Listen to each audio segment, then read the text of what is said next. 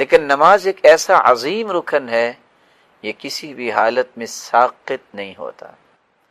آپ بیمار ہیں، آپ صحت مند ہیں، آپ سفر میں ہیں یا اپنے شہر میں ہیں، آپ حالت جنگ میں ہیں یا عام حالات میں ہیں، آپ کو نماز پڑھنی ہے۔ بلکہ رسول اللہ صلی اللہ علیہ وسلم نے بیماری کی حالت میں رہنمائی دی ہے، صلی قائما، تم کھڑے ہو کے نماز پڑھو، فإن لم تستطع فقاعدا، تم کھڑے ہو کے نماز نہیں پڑھ سکتے بیٹھ کے نماز پڑھ لو، فإن لم تستطع فعلى جنب، اور اگر بیٹھ کر نماز نہیں پڑھ سکتے تو تم کروٹ کے بل ہو کے نماز پڑھ لو، لیٹ کے نماز پڑھ لو۔ وفی روایت اخری، اور دوسری روایت میں آتا ہے فأومئ ماء، تم اشارے سے بھی نماز پڑھو گے، رب تعالیٰ تمہیں پوری نماز کا ثواب نصیب فرمائیں گے۔ صحیح بخاری کی روایت ہے، رسول اللہ صلی اللہ علیہ وسلم نے فرمایا اذا مرض العبد او سافر كتب له ما كان يعمل مقيما صحيحا، جو شخص سفر کرتا ہے یا بیمار ہو جاتا ہے، بلا شبہ بیماری کی حالت میں، سفر کی حالت میں وہ خشوع تو نصیب نہیں ہوتا جو انسان کو صحت کی حالت میں نصیب ہو سکتا ہے، اور اپنے ہی شہر میں اپنے ہی گھر کے قریب کسی مسجد میں پڑھتا ہے۔ اللہ کے پیارے پیغمبر کا فرمان سنیے، کوئی سفر میں ہو یا وہ بیمار ہے، رب تعالیٰ اسے اس نماز کا اجر نصیب فرماتے ہیں جو اس نے خوبصورت نماز پڑھی ہوتی۔ نماز کیا ہے، نماز کے ثمرات کیا ہے، یہ ایک مسلمان کو سمجھنے چاہیے۔ جس طرح روزہ رکھنا ضروری ہے، اسی طرح اس سے ضروری یہ ہے کہ ہماری فرض نماز میں کوئی کوتاہی نہ ہو، یہ بر وقت ادا کی جائے۔ عربی زبان میں الصلاۃ نماز کو کہتے ہیں، اس کا مطلب نماز پڑھنا بھی ہے، دعا کرنا بھی ہے، تسبیح کرنا بھی ہے، کسی چیز پر متوجہ ہونا بھی ہے، برکت دینا بھی ہے۔ جو انسان نماز پڑھتا ہے جس میں اللہ کی تسبیح اور دعائیں بھی ہیں، اور قلب و قالب سے متوجہ ہو کر جب رب تعالیٰ کے سامنے کھڑا ہو جاتا ہے تو رب تعالیٰ اسے برکتوں سے بھی نوازتے ہیں اور رحمتوں سے بھی نوازتے ہیں۔ اس لیے نماز کی اہمیت کو بیان کرتے ہوئے رسول اللہ صلی اللہ علیہ وسلم نے فرمایا رأس الامر الاسلام وعمودہ الصلاۃ، سب سے بڑا کام اسلام ہے، دین کی بنیاد اسلام ہے اور اس کا ستون نماز ہے۔ بچوں کو ابتدائی سالوں میں ہی نماز کی رغبت دلاؤ، آپ کا فرمان معظم ہے مروا اولادکم بالصلاۃ وهم ابناء 7 سنین، جب بچے 7 سال کے ہو جائیں ان کو نماز کا حکم دو، واضربوہم علیہا وهم ابناء 10، اور جب ان کی عمر 10 سال ہو جائے اور وہ نماز نہ پڑھے تو انہیں ادب بھی سکھاؤ، ان کو مار کے بھی نماز پڑھاؤ، وفرقوا بینہم فی المضاجع، اور ان کے بستر جدا جدا کر دو، بہن بھائی، بھائی بھائی، اور آپس میں 2 بہنیں، ان کے سب کے بستر جدا کر دو۔ یہ وہ تربیت کے پہلو ہیں جو رسول اللہ صلی اللہ علیہ وسلم نے امت کو دیے، جیسا کہ سنن ابی داود اور جامع الترمذی کی روایت ہے۔ رسول اللہ صلی اللہ علیہ وسلم پر قرآن نازل ہوتا ہے کہ نماز ہر حال میں فرض ہے۔ فَإِنْ خِفْتُمْ فَرِجَالًا أَوْ رُكْبَانًا فَإِذَا أَمِنْتُمْ فَاذْكُرُوا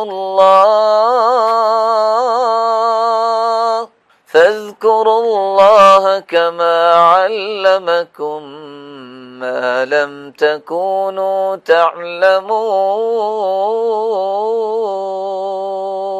اگر تم حالت خوف میں ہو تو پیدل ہو یا سوار، جیسے ممکن ہو نماز کو ادا کرو، لیکن جب حالت میں امن میں آ جاؤ تو اللہ رب العزت کا ذکر کیا کرو۔ فاذکروا اللہ کما علمکم ما لم تکونوا تعلمون، پھر اللہ کا ذکر اس طریقے کے مطابق کرو جس طرح اللہ نے تمہیں سکھایا ہے اور تم نہیں جانتے تھے۔ نماز یہ تو رسول اللہ صلی اللہ علیہ وسلم کی آخری وصیت ہے آپ صلی اللہ علیہ وسلم نے امت کے لیے کتنا خوبصورت پیغام چھوڑا ہے۔ صحیح الجامع کی روایت ہے، کان آخر کلام رسول اللہ صلی اللہ علیہ وسلم الصلاۃ اتقوا اللہ فیما ملکت ایمانکم، نماز کا خیال کرنا اور اللہ سے ڈر جانا اپنے ماتحتی میں کام کرنے والوں کے معاملات میں۔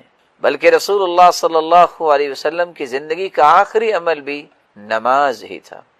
سیدہ عائشہ رضی اللہ تعالی عنہا روایت کرتی، صحیح بخاری اور صحیح مسلم کی روایت ہے، لما مرض رسول اللہ صلی اللہ علیہ وسلم، جب رسول اللہ صلی اللہ علیہ وسلم بیمار ہوئے، فخرج یہادی بین رجلین، تو دو آدمیوں کے درمیان اللہ کے پیارے پیغمبر نے اپنے آپ کو دو آدمیوں کے درمیان دونوں پہ ٹیک لگا کے چلتے ہوئے مسجد کی طرف آئے، اور سیدہ عائشہ فرماتی ہیں کأنی انظر رجلی تحطان من الوجع، اللہ کے رسول صلی اللہ علیہ وآلہ وسلم کے دونوں پاؤں کو میں دیکھ رہی تھی کہ وہ کمزوری کی وجہ سے، تکلیف کی وجہ سے زمین پر گھسٹ رہے تھے، اور اس حالت میں بھی آپ صلی اللہ علیہ وسلم مسجد میں آ کے انہوں نے نماز پڑھی۔ اور اس لیے عبداللہ ابن مسعود رضی اللہ تعالی عنہ تو یہ کہا کرتے تھے، لو انکم صلیتم فی بیوتکم لترکتم سنت نبیکم وَلَضَلَلْتُمْ عَنْ سَوَاءِ السَّبِيلِ، اگر تم نے بغیر کسی شرعی عذر کے گھروں میں نمازیں پڑھنا شروع کر دی اور تم مسجدوں میں نہ گئے تو تم نبی کی سنت کو ترک کر دو گے، اور اگر تم نے نبی کی سنت کو ترک کر دیا لَضَلَلْتُمْ عَنْ سَوَاءِ السَّبِيلِ، تم سیدھی راہ سے گمراہ ہو جاؤ گے۔ نماز یہ دنیا اور آخرت کی کامیابیوں کا ایک بہت بڑا سبب ہے۔ اللہ ذوالجلال اس لیے قرآن مجید میں فرماتے ہیں قد افلح المؤمنون الذین هم فی صلاتهم خاشعون والذین هم عن اللغو معرضون والذین هم للزکاة فاعلون، کامیاب ہو گئے وہ لوگ جنہوں نے اللہ پر اپنے ایمان کو مضبوط کی۔ ایسے مومن کامیاب ہو گئے جنہوں نے اپنی نمازوں میں خشوع اختیار کیا، دل لگا کر نماز کو ادا کی، ان کے سجدے، ان کے رکوع، ان کے قیام میں طمانینت نظر آتی، پرسکون ہو کے نماز کو ادا کرتے ہیں۔ صحیح الجامع کی روایت ہے، ان الرجل لیصلی 60 سنہ، ایک آدمی 60 سال تک نماز پڑھتا ہے، وما تقبل له صلاۃ، لیکن قیامت کے دن ایک بھی نماز اس کی قبول نہیں ہوتی۔ کیا وجہ ہے؟ کیا اس نے بغیر وضو کے نماز پڑھی؟ ایسا نہیں۔ کیا اس نے سورۃ الفاتحہ نہیں پڑھی؟ کیونکہ سورۃ الفاتحہ جو نہیں پڑھتا اس کی نماز نہیں ہوتی۔ لا صلاۃ لمن لم یقرأ بفاتحۃ الکتاب، نہیں، ایسا نہیں۔ تو پھر کیا سبب ہے؟ سبب حدیث نے خود بیان کیا ہے، وَلَعَلَّهُ يُتِمُّ السُّجُودَ وَلَا يُتِمُّ الرُّكُوعَ، وہ سجدے تو مکمل کرتا ہے لیکن رکوع میں کمی کرتا ہے۔ اس لیے رکوع ہو، سجدہ ہو، قیام ہو، تشہد ہو، بین السجدتین ہو، انسان کو دو باتیں کبھی نہیں بھلانی چاہیے، اطمینان اور سکون کے ساتھ رکوع کرے، سجدہ کرے، قیام کرے، اور یرجع کل فقار الی مکانی، رکوع میں بھی جائے، اطمینان کے ساتھ جائے، جب اٹھے بالکل سیدھا کھڑا ہو جائے کہ ہر جوڑ اپنی جگہ پہ واپس آ جائے۔ رکوع سے سر اٹھا کے زمین پر دے مارنا یہ نماز نہیں۔ سجدوں سے سر اٹھانا اور بالکل سیدھا بیٹھنے سے پہلے پہلے زمین پہ اپنے سر کو رکھ دینا یہ سجدہ نہیں۔ اس لیے حذیفہ رضی اللہ تعالی عنہ نے جب ایک شخص کو دیکھا کہ وہ رکوع اور سجدے مکمل نہیں کر رہا تھا، انہوں نے سوال کیا کب سے یہ نماز پڑھ رہے ہو؟ اس شخص نے جواب دیا 40 سال سے نماز پڑھ۔ تو حذیفہ رضی اللہ تعالی عنہ نے اس لیے کہا تھا ما صلیت، تم نے 40 سال سے نماز پڑھی نہیں ہے، وَلَوْ مُتَّ عَلَى غَيْرِ الْفِطْرَةِ الَّتِي فَطَرَ اللَّهُ عَلَيْهَا مُحَمَّدًا صلی اللہ علیہ وسلم، اگر تم اسی حالت میں فوت ہو جاؤ تو تم اس فطرت اسلام پہ نہیں مرو گے جس فطرت اسلام پر اللہ ذوالجلال نے اپنے پیغمبر محمد الرسول اللہ صلی اللہ علیہ وآلہ وسلم کو پیدا کیا ہے۔ اس لیے کامیابی اور کامرانی ان لوگوں کی قسمت میں اللہ تعالیٰ لکھتے ہیں جو ایمان لانے کے بعد نمازی بنتے ہیں اور نماز میں بھی خشوع اختیار کرتے ہیں۔ اس لیے رسول اللہ صلی اللہ علیہ وسلم نے فرمایا کہ جو شخص اچھا وضو کرتا ہے پھر 2 رکعتیں پڑھتا ہے، یقبل بوجہہ وقلبہ، اپنے دل کو اپنے چہرے کو رب تعالیٰ کی طرف متوجہ کرتا ہے، قبلہ رخ ہو جاتا ہے، صرف 2 رکعتیں پڑھ لیتا ہے، الا وجبت لہ الجنہ، اللہ ذوالجلال کے پیغمبر کی زبان اطہر سے نوید سنیے، اس کے لیے جنت واجب ہو جاتی۔ رسول اللہ صلی اللہ علیہ وسلم نے تو یہاں تک فرمایا، صحیح بخاری اور صحیح مسلم کی روایت، نماز افضل ترین اعمال میں سے ہے، صحیح الجامع اور سلسلہ صحیحہ کی روایت ہے۔ رسول اللہ صلی اللہ علیہ وسلم نے فرمایا، ما عمل ابن آدم شيئا افضل من الصلاة وصلاح ذات البین وخلق حسن، آدم کی اولاد سب سے افضل عمل اگر کرتی ہے تو وہ 3 ہے۔ سب سے پہلا کام نماز پڑھنا، دوسرا کام 2 مسلمانوں کے درمیان صلح کروانا، تیسرا کام اچھا اخلاق اختیار کرنا۔ جو شخص نمازی ہے، نمازی بننے کے ساتھ ساتھ وہ امت کو جوڑنے کا کام کرتا ہے، رشتہ داروں کو ملانے کا کام کرتا ہے اور اس کا اخلاق اچھا ہے، اس سے بہترین عمل کوئی بھی کرنے والا نہیں ہے۔ رب تعالیٰ سے دعا ہے اللہ ذوالجلال ہم سب کو مضبوط نمازی بنائے، بر وقت اور باجماعت نماز ادا کرنے والے بنائے، اور ہماری اولادوں کو بھی نماز کا پابند بنائے۔ اور یہاں رک کے میں یہ اشارہ کر دوں، ساری رات تہجد میں کھڑے رہنا، تراویح پڑھنا، قیام کرنا اور ساری رات قیام میں رو رو کے گزارنا اور آنسوؤں کی جھڑی لگا دینا، اس سے قیمتی وہ پسینے کا ایک قطرہ ہے جو ظہر کی نماز پڑھنے کے لیے آپ مسجد جاتے وقت گرمی کی شدت اور حدت کی وجہ سے اپنی پیشانی پہ محسوس کریں گے، کیونکہ فرض نماز ہے ظہر کی اور نوافل ہیں یہ قیام۔ اس لیے کبھی بھی فرائض کے اندر کمی نہیں ہونی چاہیے، نماز کی پابندی کی، خصوصاً اس مبارک مہینے کے اندر یہ طے کر لیجئے، جو آئندہ تک یہ عادت بن جائے، میں نماز کو بر وقت پڑھوں گا، جماعت کے ساتھ پڑھوں گا۔ اس لیے رسول اللہ صلی اللہ علیہ وسلم نے فرمایا تھا، من صلی للہ 40 یوما فی جماعہ یدرک التکبیرۃ الاولی کتبت لہ براءۃ من النار وبراءۃ من النفاق۔ جو شخص 40 دن باجماعت نماز ادا کرتا ہے تکبیر اولی کے ساتھ، اس کو 2 انعامات سے نوازا جاتا ہے، ایک تو وہ منافق نہیں ہوگا، دوسرا وہ جہنم سے آزاد کر دیا جائے گا۔ رب تعالی ہمیں نفاق سے بھی بچائے اور جہنم سے آزاد فرمائے اور ہم سب کی عبادتوں کو قبول و منظور فرمائے۔ وآخر دعوانا ان الحمدللہ۔ کبھی منافق آپ کو فجر کی نماز پہ نظر نہیں آئے گا۔ مومنوں کا رویہ ہے کہ وہ لوگ فجر کی نماز پڑھتے ہیں، اس لیے اللہ نے فجر کی نماز میں 2 سنتیں بھی اپنے پیغمبر کے ذریعے رکھی ہیں اور ان کے بارے میں فرمایا ہے، رکعتا الفجر خیر من الدنیا وما فیہا۔ اس کا ترجمہ میں بعد میں کروں گا۔ پتا کسی کو کہ پہلے 10 لوگ جو دنیا میں سب سے زیادہ مالدار ہیں وہ کون ہیں؟ بولیے۔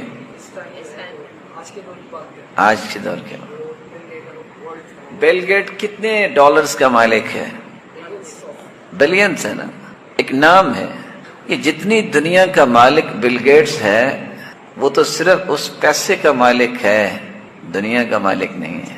حدیث کہتی ہے رکعتا الفجر خیر من الدنیا وما فیہا۔ ڈالرز کی بات نہیں ہو رہی، یہ ڈالرز اور یورو اور دینار اور درم اور ریال اور کپس اور ین اور رنگٹ، یہ سارے کے سارے عملے نہیں، جتنی دنیا ہے اور جو کچھ اس میں ہے، ان سب کو بیچ بھی دیا جائے تو 2 رکعتوں کی قیمت ادا نہیں ہو سکتی۔ یہی وجہ ہے اللہ کے رسول صلی اللہ علیہ وسلم نے پوری زندگی، سفر ہو یا حضر ہو، صبح کی سنتیں نہیں چھوڑی، وتر نہیں چھوڑا۔ آپ سفر میں ہوتے ہیں، نماز قصر کرتے ہیں، آپ زور کی 2 رکعتیں پڑھتے ہیں، باقی 8 نہیں پڑھتے، عصر کی 2 رکعتیں پڑھتے، مغرب کی 3 رکعتیں پڑھتے، عشاء کی 2 رکعتیں پڑھتے، لیکن سفر میں بھی وتر اور صبح کی سنتیں نہیں چھوڑتے۔ اور فجر کی نماز اس لیے بھی اللہ جلال نے اس کی قسم اٹھائی ہے کہ فجر کو ڈیوٹیاں چینج ہوتی ہیں۔ جو فرشتے فجر سے لے کر عصر تک انسان کے ساتھ رہتے ہیں وہ فجر کے وقت آتے ہیں، وہ عصر کی نماز جب شروع ہوتی ہے تو واپس چلے جاتے ہیں، نئے آ جاتے ہیں۔ رسول اکرم صلی اللہ علیہ وسلم نے فرمایا کہ فجر اور عصر کے وقت فرشتوں کی ڈیوٹیاں چینج ہوتی ہیں۔ اللہ پوچھتے ہیں اچھا تم کدھر گئے تھے؟ حالانکہ اللہ نے بھیجا، اللہ کے علم میں بھی ہے کہ کہاں گئے، لیکن چونکہ گواہی ان کی ڈالنی ہوتی ہے تو اللہ تعالیٰ پوچھتے ہیں۔ وہ کہتے ہیں من عند عباد لک فی الارض، اللہ زمین میں تیرے بندوں کے پاس گئے تھے، اچھا کیا کر رہے تھے؟ جواب سنیے گا، اتیناہم وہم یصلون وترکناہم وہم یصلون، اللہ جب گئے تب بھی نماز ہی پڑھ رہے تھے، جب آئے ہیں تو تب بھی نماز ہی پڑھ رہے تھے۔ اللہ تعالیٰ فرماتی ہے پھر گواہ رہنا، یہ جتنے لوگ فجر اور عصر میں شامل تھے نا، گواہ رہنا میں نے ان سب کو۔ صلی اللہ علیہ وسلم نے، اس لیے صحیح بخاری کی روایت سمرہ بن جندب کی روایت ہے کتاب تعبیر الرؤیا کے اندر، کہ میں نے جب دیکھا ایک شخص بیٹھا تھا اور ایک شخص کے سر پہ ایک فرشتہ پتھر مار رہا تھا اور اس کو کچل رہا تھا۔ میں پوچھا یہ کون ہے؟ جواب ملا الذی یأخذ القرآن ویرفضہ وینام عن الصلاة المکتوبہ، یہ وہ ہے جس نے قرآن تو پڑھا، فرض نماز کے وقت سویا ہوتا تھا۔ اور بزار کی روایت، اور وہ روایت جو آپ عموماً سنتے ہیں کہ اثقل الصلوات علی المنافقین صلاة الفجر و صلاة العشاء، منافقوں پہ فجر اور عشاء کی نماز بھاری ہوتی ہے۔ اور بزار کی روایت کی میں نے بات کی، الذین تتثاقلت رؤوسهم عن الصلاة، جن لوگوں کے سر نماز سے وقت بھاری ہوتے ہیں ان کے منافق ہونے کی نشانی ہے۔ اس لیے اقام الصلاة، جب تک نماز کی پابندی نہیں ہے آپ کو کبھی چین نہیں آئے گا، آپ کے کسی معاملے میں کبھی سکون نہیں آئے گا۔ یہ راز ہیں۔ رسول اکرم صلی اللہ علیہ وسلم نے فرمایا فَكَأَنَّمَا وُتِرَ أَهْلُهُ وَمَالُهُ، اس کی عصر کی نماز رہ جائے، وُتِرَ أَهْلُهُ وَمَالُهُ، وہ ایسا ہے اس کی زندگی کا اندر جو بھی مال ہے سارا برباد ہو گیا، اور اس کے خاندان کا ایک بچہ بھی نہیں بچا، سارے مر گئے، اتنا نقصان اس کا ہو گیا۔ اور انسان کہے کہ میرا نقصان ہی نہیں ہوا، لیکن یاد رکھنا میں اور آپ انسان ہونے کے ناطے سے کمزور ہیں، اللہ سے مدد بھی مانگا کریں کہ اللہ ہمیں ہمت دے، توفیق دے۔ یہ شخص جو نماز کی پرواہ نہیں کرتا، یہ خود سوچے اگر وہ وقت میری فلائٹ کا ہو تو میں سوؤں گا؟ بولیں، میں نے وہاں سفر پہ جانا ہے، یا میں نے کسی ہاسپٹل میں چیک اپ کروانا ہے، میں نے کسی سے پیمنٹ لینی ہے، میں نے کوئی کام کرنا ہے، اس وقت سویا تھا؟ اگر اس وقت بھی سویا ہے ہم کہیں گے یہ بیمار ہے۔ اگر اس وقت نظر ہی نہیں آتا، وقت پہ پہنچا ہوتا ہے بینک میں بھی، وقت پہ پہنچا ہوتا ہے شاپ پہ بھی، نوکری پہ بھی وقت پہ پہنچا ہوتا ہے کہ ڈاکٹر نے 1 مہینے کے بعد جو ہے اپوائنٹمنٹ دی ہے، اس کا مطلب یہ ہے کہ یہ قصور اس کا ہے، یہ بیماری نہیں ہے۔ اور اسی لیے وہ شیخ سے سوال کرنے والی ماں سوال کرتی ہے کہ میں نے بہت کوشش کی ہے، بیٹے میرے جو ہے نا وہ نماز کے لیے اٹھتے نہیں۔ کہا کذب تھی، جھوٹ کہہ رہی ہو۔ اب ایک عورت کو کہہ دیا جائے کہ جھوٹ کہہ رہی ہو تو وہ غصہ تو آئے گا۔ کہا میں نے کبھی جھوٹ نہیں بولا۔ کہا یہ بتاؤ اگر آپ کے بیٹے کے کمرے میں اے سی میں آگ لگ جائے کیا کرو گی؟ قالت اجرہ بعنقی، میں اس کی گردن سے کھینچ کے باہر نکالوں گی تاکہ یہ بچ جائے۔ کہا دنیا کی آگ سے بچانے کے لیے گردن سے پکڑ کے کھینچو گی، جہنم کی آگ سے بچانے کے لیے کیوں نہیں کھینچتی؟ کیوں نہیں کھینچتی؟ تو اللہ سے دعا کیجیے اللہ ہمیں اس کام کو کرنے کی توفیق عطا فرمائے۔ اور یہ کام میری زندگی کا اصل مقصد ہے، یہ کوئی انوکھا کام نہیں ہے۔ مجھے اللہ نے پیدا ہی اس لیے کیا ہے کہ اگر میں 24 گھنٹوں میں آدھ گھنٹہ اللہ کو نہیں دے سکتا، اس کا مطلب یہ ہے کہ میں اپنے آپ سے ظلم کر رہا ہوں۔ اور یہی بات حدیث قدسی بیان کرتی ہے تفرغ لعبادتی، میرے بندے عبادت کے لیے اپنے آپ کو فارغ کر لو۔ کم از کم اتنا وقت تو نکال لو. میں کیا کروں گا اس کے نتیجے میں؟ صرف عبادت نہیں. املأ یدیک رزقا، میں تیرے ہاتھوں کو رزق سے بھر دوں گا، تو اسے سنبھالا نہیں جائے گا. وَأَمْلَأُ قَلْبَكَ غِنًا، میں تیرے دل کو غنا سے بھر دوں گا، تجھے کبھی فقیری کا ڈر نہیں آئے گا. وَإِلَّا تَفْعَلْ، اور اگر تو نے ایسا نہ کیا تو یاد رکھنا أَمْلَأُ يَدَيْكَ شُغْلًا، میں تیرے ہاتھوں کو کاموں سے بھر دوں گا.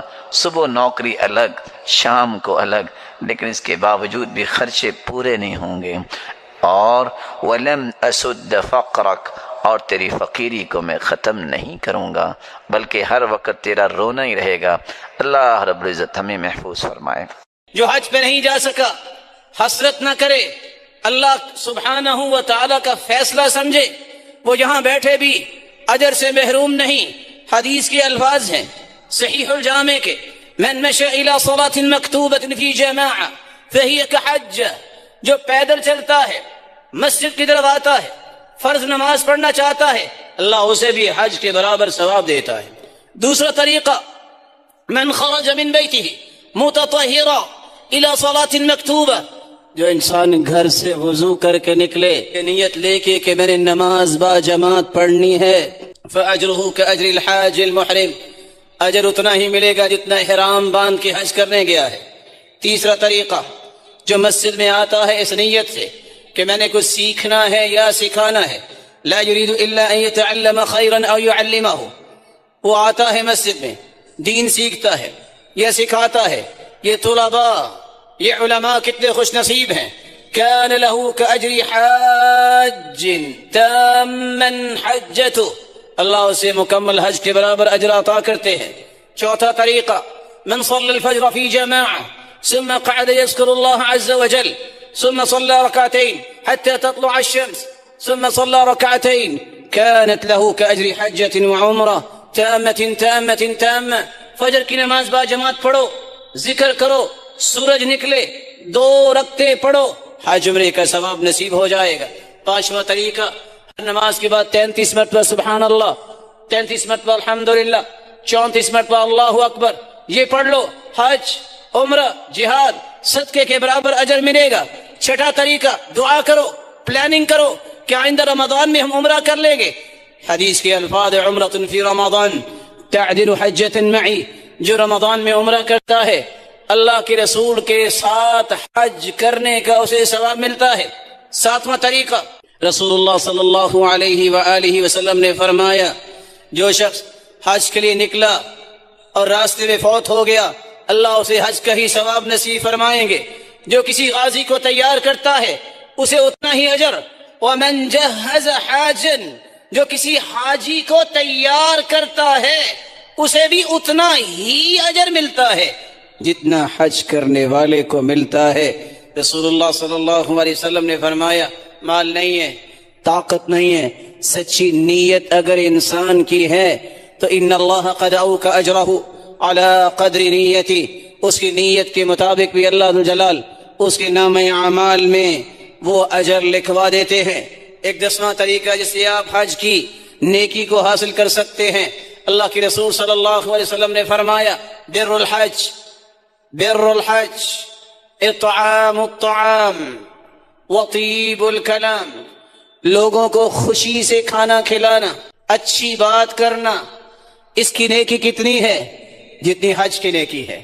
رسول اللہ صلی اللہ علیہ وسلم کے اس فرمان کی روشنی میں سلف صالحین کہا کرتے تھے، اگر کوئی شخص واجبات کو ادا کرتا ہے، نوافل کا اہتمام کرتا ہے، پابندی سے وقت پہ آ کے جمعہ پڑھتا ہے، تو یہ نفلی حج کے برابر اجر اور ثواب کا مستحق ٹھہرتا ہے. رسول اللہ صلی اللہ علیہ وسلم نے فرمایا، دنیا کا کوئی غم کسی کو آئے، کوئی پریشانی آئے، کوئی کرب میں مبتلا ہو، صرف اتنا کہہ دے، لا الہ الا انت سبحانک انی کنت من الظالمین، لم يدع بها رجل قط الا استجاب اللہ لذلك. اتنا کہنے والا جس غم اور پریشانی کے لیے کہے گا اللہ اس کی دعا کو رد نہیں فرمائیں گے، وہ غم دور ہو جائے گا اور رسول اللہ صلی اللہ علیہ وسلم نے فرمایا اللہم انت ربی لا الہ الا انت خلقتنی وانا عبدک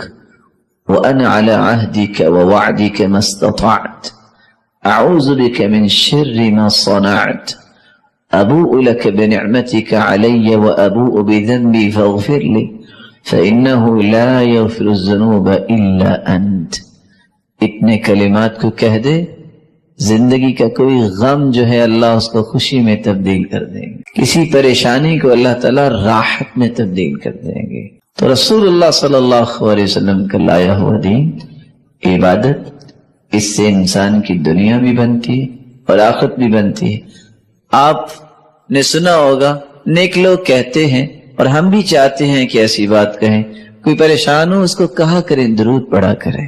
اللهم صل على محمد وعلى آل محمد كما صليت على إبراهيم وعلى آل إبراهيم إنك حميد مجيد. اللهم بارك على محمد وعلى آل محمد كما باركت على إبراهيم وعلى آل إبراهيم إنك حميد مجيد. وہ آگے سے کیا کہتا ہے؟ میرے غم ختم نہیں ہوتے اور آپ کہہ رہے ہیں درود پڑھیں. ارے بھائی، غم ختم کرنے کا ہی تو علاج ہے.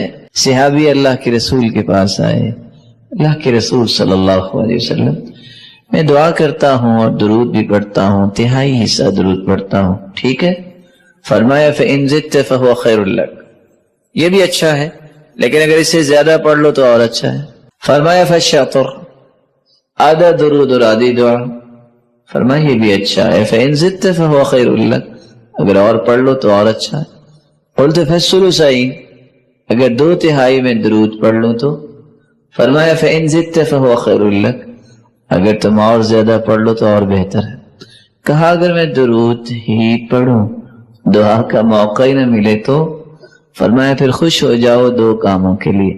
إِذًا تُكْفَى هَمَّكَ وَيُغْفَرُ لَكَ ذَنبُكَ، پوری زندگی کے گناہ بھی معاف ہو جائیں گی اور زندگی کا کوئی بھی غم باقی نہیں رہے گا، سب اللہ ختم کر. سوال یہ ہے کہ انسانی کوششوں اور تقدیر کے حوالے سے، جیسا کہ کئی انبیاء نے بہت کاوشیں کی مگر کامیابی کہیں ملی مگر کہیں نہ مل سکی، یہ سوال میرے خیال میں آدھا درست ہے اور آدھا درست نہیں. انبیاء کو دونوں صورتوں میں کامیابی ملی ہے. رسول اللہ صلی اللہ علیہ وسلم نے جو ہمیں دین سکھایا ہے، آپ جب کوشش کرتے ہیں تو آپ کو اجر ملے گا. میں ایک سادہ سی مثال سے بات کو واضح کرتا ہوں. ایک شاپ آپ نے لبرٹی میں بنائی اور آپ نے باہر سائن بورڈ لگا دیا ہے اور لکھ دیا ہے کہ یہاں جو مال ملے گا آپ کو پورے لاہور میں نہیں ملے گا. اگر پورا مہینہ وہاں کوئی کسٹمر نہیں آتا تو آپ ناکام نہیں ہیں. جو دکان پہ آپ نے بٹھایا اس کو آپ کو سیلری دینی پڑے گی. اسی طرح آپ جو کوشش کرتے ہیں، آپ کی بات پہ کوئی لبیک کہے نہ کہے، آپ کی جنت تو پکی ہے. کیسے؟ اللہ کی رحمت سے، اللہ کے فیصلے سے. اس لیے یہ کہنا کہ انبیاء کو کامیابی نہیں ملی، کامیابی ملی ہے. کامیابی ان کو چاہیے کیا تھی؟ اللہ کی رضا. کیونکہ کامیابی کا زاویہ طے کرنا ضروری ہے. ہم کامیابی سمجھتے کس کو ہے؟ اس لیے کچھ لوگوں کا ذہن ہوتا ہے اب میں کام نہیں کرتا. اچھا جی، آپ کام کیوں نہیں کرنا چاہتے؟ لوگ میری بات نہیں سنتے. تو ہم کیا کہتے ہیں؟ وَالنَّبِيُّ يَمْشِي مَعَهُ الْعَشَرَةِ، قیامت کے دن کچھ پیغمبر آئیں گے جن کے ساتھ 10 امتی ہوں گے. وَالنَّبِيُّ يَمْشِي مَعَهُ الْخَمْسَةِ، کسی پیغمبر کے ساتھ 5 امتی ہوں گے. وَالنَّبِيُّ يَمْشِي مَعَهُ وَاحِدٌ، کسی کے ساتھ 1 امتی ہوگا. وَالنَّبِيُّ يَمْشِي وَحْدَهُ، اور کچھ انبیاء اکیلے ہی آئیں گے، ان کا کوئی امتی بنا نہیں ہوگا، لیکن پھر بھی وہ کامیاب ہیں. کیونکہ ہم کیوں دعوت دیتے ہیں، کیوں دین کی بات کرتے ہیں؟ قالوا معذرة الى ربکم، ہم اللہ کے ہاں عذر پیش کرنا چاہتے ہیں. اے اللہ، تیرے حکم، تیرے فرمان کی روشنی میں ہم نے پیغام دیا تھا، ہم اپنا عذر پیش کر سکیں اور اللہ کی رحمت کے مستحق بن سکیں. رہا تقدیر کا معاملہ، تو تقدیر کے معاملے میں بہت سارے لوگ سوال کرتے ہیں. میں چاہوں گا کہ گنتی کے 4 نقطے زندگی بھر کے لیے دل میں محفوظ کر لیے جائیں. سب سے پہلا نقطہ، تقدیر اندازہ ہے. تقدیر کی دو قسمیں ہیں، معلق اور مبرم. مبرم تقدیر وہ ہوتی ہے اٹل فیصلہ اللہ تعالیٰ کا. وہ اٹل فیصلہ کیا ہے؟ موت کا فیصلہ اٹل ہے، وہ چینج نہیں ہو سکتا، ایک پل آگے نہ پیچھے نہیں ہو سکتا. کچھ تقدیریں ہیں معلق. معلق کا مطلب ہے لٹکی ہوئی. اگر آپ یہ نیکی کرو گے تو آپ کو یہ ملے گا، آپ کو اگر برائی کرو گے تو آپ کو یہ نقصان ہوگا. تو کچھ پہلو اللہ تعالیٰ نے اپنے پاس رکھے ہیں اور کچھ انسان کو بھی معمولی سے اختیار دیا ہے اور راستے دونوں دکھا دیے ہیں. اس لیے یہ سمجھنا کہ میری تقدیر میں یوں لکھا ہے، یہ لوگ اس وقت کہتے ہیں جب کام کر چکے ہوتے ہیں. ذرا پہلے کہیں نا کہ ایسے لکھا ہے. اور اگر پہلے بھی کوئی کہہ دے کہ لکھا ہے، آپ نے پڑھا کہاں ہے؟ کیا تقدیر کا کوئی پیپر چھپ کے دنیا میں بھی آیا ہے؟ وہ تو اللہ نے لوح محفوظ میں لکھا ہے، وہ اللہ ہی جانتا ہے. دوسری بات، رسول اللہ صلی اللہ علیہ وسلم نے فرمایا اعملوا فکل میسر لما خلق له. تمہاری ذمہ داری ہے عمل کرنا، جو اللہ نے لکھا وہ تو ہونا ہے، لیکن اعملوا، عمل کی ذمہ داری کو چھوڑ کر کہنا بس جی ہماری قسمت میں لکھا ہے، یہ مشرکوں کا جواب تھا. اور مشرک کیا کہتے تھے؟ لو شاء اللہ ما اشرکنا ولا آباؤنا، اگر اللہ چاہتا تو نہ ہم شرک کرتے نہ ہمارے آباء و اجداد شرک کرتے. یعنی نعوذ باللہ اللہ نے شرک کروایا ہے. تو یہ مقولہ کہ بس جی ہماری قسمت میں یہ ہے، یہ مشرکوں کا جواب ہے. مومن کا جواب کیا ہے؟ اعملوا، میں تو اللہ کی دی ہوئی توفیق سے نیکیاں کروں گا، میں نے تو اچھے کام کرنے ہیں اور فیصلہ اللہ پہ ہے. جو اللہ تعالیٰ میرے بارے میں فیصلہ کریں گے وہ اچھا ہوگا. تیسری بات، رسول اللہ صلی اللہ علیہ وسلم نے فرمایا 3 ایسے بدبخت لوگ ہیں جن کے نہ تو فرائض قبول ہیں نہ نوافل قبول ہیں. پوچھا وہ کون سے ہیں؟ فرمایا ایک شخص تو وہ ہے مدمن الخمر، شرابی، جو شراب میں ہر وقت دھت رہتا ہے. اور دوسرا والعاق، جو والدین کا نافرمان ہے. اور تیسرا مکذب بالقدر، جو تقدیر کو جھٹلاتا ہے، اس کا انکار کرتا ہے. چوتھی بات جو یاد رکھنے والی ہے، رسول اللہ صلی اللہ علیہ وسلم نے فرمایا تقدیر میں جھگڑنا نہیں چاہیے، اس میں ایسے پہلوؤں کی طرف جانا نہیں چاہیے. کیونکہ حدیث آپ نے سن لی ہے پچھلے دروس میں کہ شیطان کیا کرتا ہے، پوچھے گا من خلق السماء، آسمان کس نے بنایا؟ بندہ کہتا اللہ نے. من خلق الارض، زمین کس نے بنائی؟ انسان کہتا اللہ نے. تو پھر کہتا ہے کہ یہ سارے کائنات کس نے بنائی؟ اور آخر پوچھتا ہے من خلق اللہ، بتاؤ اللہ کو کس نے پیدا کیا؟ تو وہاں حکم کیا ہے؟ فَلْيَنْتَهِ، فوراً رک جاؤ، اعوذ باللہ من الشیطان الرجیم پڑھو، لا الہ الا اللہ پڑھو، تاکہ شیطان وار نہ کرے. علی رضی اللہ تعالیٰ عنہ کے پاس ایک شخص آ گیا اور کہتا ہے مجھے سمجھ نہیں آتی، سارا اختیار اللہ نے اپنے پاس رکھا ہے. کہا نہیں، آپ کو بھی کچھ دیا ہے. کہا تو پھر میں کہتا ہوں سارا اختیار ہمیں دیا، اللہ نے اپنے پاس رکھا ہی نہیں، ہم جو مرضی کریں. کہا نہیں، یہ نہیں ہو سکتا، اللہ تعالیٰ نے جو فیصلے دیے ہیں وہ واضح فیصلے ہیں. کہا سمجھائیں. کہا سمجھنا چاہتے ہو تو میں آپ سے ہی سمجھ لیتا ہوں. اپنا ایک پاؤں اٹھائیں. اس نے اٹھایا. کہا دوسرا اٹھائیں. کہتا یہ تو نہیں اٹھا سکتا. کہا یہ ایک پاؤں اٹھانے کی طاقت اللہ نے آپ کو دی ہے، دوسرا آپ فضا میں نہیں اٹھا سکتے. کچھ معاملے اللہ تعالیٰ نے اپنے پاس رکھے ہیں اور اللہ احکم الحاکمین ہے، وہ زیادہ جانتے ہیں کہ اس نے فیصلہ کیا کرنا ہے. اس لیے تقدیر کے بارے میں جھگڑنا یا انسان کو دماغ سوزی کرنا یہ جائز. بلکہ رسول اللہ صلی اللہ علیہ وسلم نے ایک دوسری حدیث پہ فرمایا، صحیح الجامع کی روایت ہے، ایما امرأة نزعت ثيابها في غير بيتها خرق الله عز وجل عنها سترہ. جو عورت اس بات کو پسند کرتی ہے، اور آج کل کے ماحول میں اس پہلو پہ زیادہ توجہ کرنی چاہیے۔ ایک مسلمان عورت جس کو اللہ تعالیٰ نے خوبصورت گھر دیا ہے اور بہترین انتظامات اور اللہ کی رحمت سے دیگر ضروریات کو پورا اس کے گھر میں کیا ہے، تو اس کی یہ خواہش نہیں ہونی چاہیے کہ میں اپنا لباس تبدیل کروں تو کسی اور جگہ جا کر۔ رسول اللہ صلی اللہ علیہ وسلم نے کیا فرمایا؟ خرق اللہ عز وجل عنها سترہ، اللہ رب العزت نے جو اس کی عزت کی حفاظت کا ایک حجاب رکھا ہے وہ اس سے اٹھا لیتے ہیں۔ گویا یہ عورت اللہ رب العزت کی ضمانت اور امانت سے نکلنے کا پہلو اختیار کرتی ہے، بلکہ رسول اللہ صلی اللہ علیہ وسلم نے یہاں تک فرمایا ایما امرأة زادت فی رأسها شعرا، جو عورت اپنے سر کے بالوں میں کچھ بالوں کا اضافہ کرنا چاہتی ہے، لیس منہ، جو اس کے بال نہیں، فإنہ زور تزید فیہ، تو گویا یہ جھوٹ اپنے بالوں میں شامل کرنا چاہتی ہے۔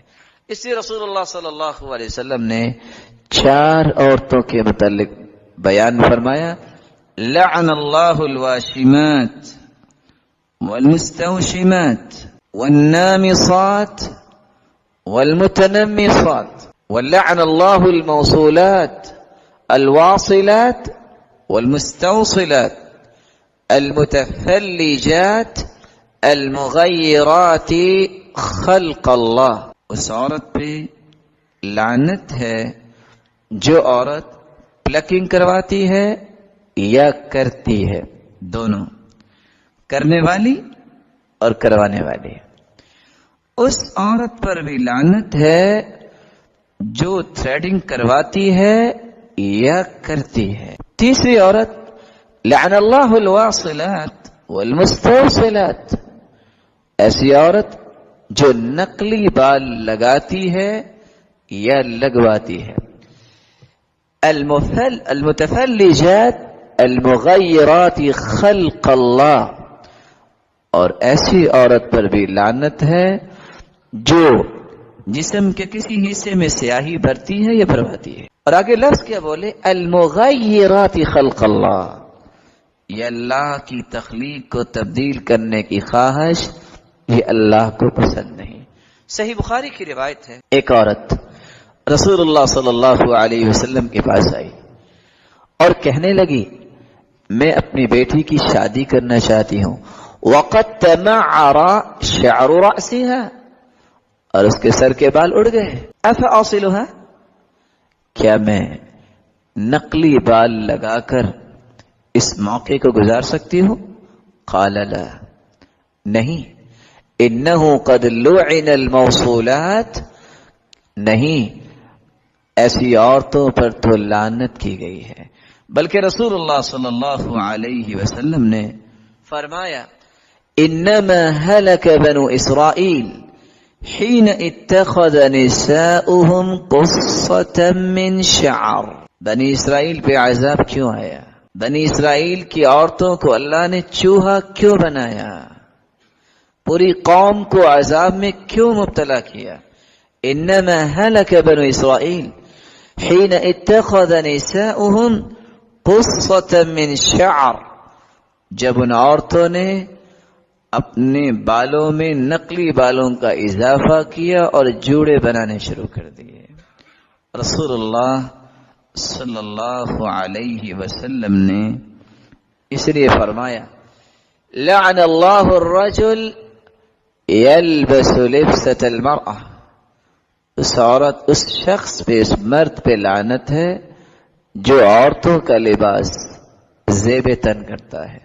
والمرأة تلبس لبسة الرجل، اور ایسی عورت پر بھی لعنت ہے جو مردانہ لباس پہنتی ہے۔ بلکہ رسول اللہ صلی اللہ علیہ وسلم نے فرمایا لعن اللہ المخنثین من الرجال، ایسے مرد جن کو اللہ نے مرد کامل تو بنایا لیکن وہ ہجڑا بننا پسند کرتی ہیں، ان پہ لعنت ہے۔ والمتبرجات من النساء، اور ایسی عورتوں پر بھی لعنت ہے جو اس طرح کے مشاغل کو اختیار کرنے والے ہیں۔ بلکہ مسلمانوں کے لیے یہ پیغام آج کتنا عجیب ہو گیا ہے۔ رسول اللہ صلی اللہ علیہ وسلم نے حکم دے دیا تھا اخرجوہم من بیوتکم، تمہارے گھروں میں جو بھی ہجڑا مرد یا عورت بننے کی خواہش کر ان کو نکال دو گھروں سے۔ اور آج مسلمان جب دین کی اصل لذت سے دور ہوا ہے تو ان لوگوں کو ایک نہیں، ہزاروں نہیں، لاکھوں روپے دے کر بلاتا ہے کہ ہمارا ایمان ابھی جو بچا ہے وہ بھی شیطان کے حوالے ہو جائے۔ رسول اللہ صلی اللہ علیہ وسلم نے تو مسلمانوں کو یہ بات سمجھائی تھی کہ یہ بہت بڑی مہلک بیماری ہے بے پردگی اور تبرج۔ امیمہ بنت رقیقہ رضی اللہ تعالی عنہ روایت کرتی ہے اور مسند احمد کی یہ روایت ہے۔ وہ فرماتی ہیں ہم جب عورتیں اللہ کے رسول صلی اللہ علیہ وسلم کے پاس بیعت کرنے آئیں تو ہم نے بیعت کس بات پہ کی؟ ابایعک علی الا تشرک باللہ۔ رسول اللہ صلی اللہ علیہ وسلم نے فرمایا میں تمہاری بیعت کو قبول کرتا ہوں اس شرط پہ، اللہ تشرک باللہ، تم شرک نہیں کرو گے، ولا تسرقی، تم چوری نہیں کرو گے، ولا تزنی، تم اللہ کی نافرمانی بدکاری نہیں کرو گی، ولا تقتلی ولدکی، تم اپنے بچے کو قتل نہیں کرو گی، ولا تأتی ببہتان تفترینہ بین یدیک ورجلیک، اور تم کسی بھی پاک دامن عورت پہ بہتان نہیں باندھو گی، ولا تنوحی، اور کسی بھی مصیبت کے وقت تم نوحہ نہیں کرو گی، واویلا نہیں کرو گی، ولا تبرجی تبرج الجاہلیہ، اور جاہلیت جیسی بے پردگی اختیار نہیں کرو گی۔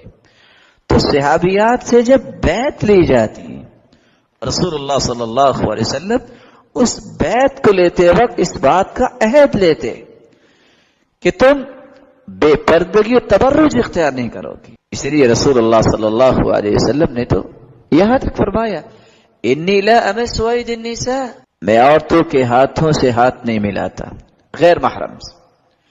اور دوسری روایت میں آتا ہے انی لا اصافح النساء، صحیح الجامع اور سلسلہ صحیحہ کی روایت ہے میں نے زندگی میں کبھی غیر محرم عورت سے مصافحہ نہیں کی۔ بلکہ صحیح بخاری اور صحیح مسلم کی روایت ہے عائشہ رضی اللہ تعالی عنہا روایت کرتی ہیں ما مست ید رسول اللہ صلی اللہ علیہ وسلم ید امرأة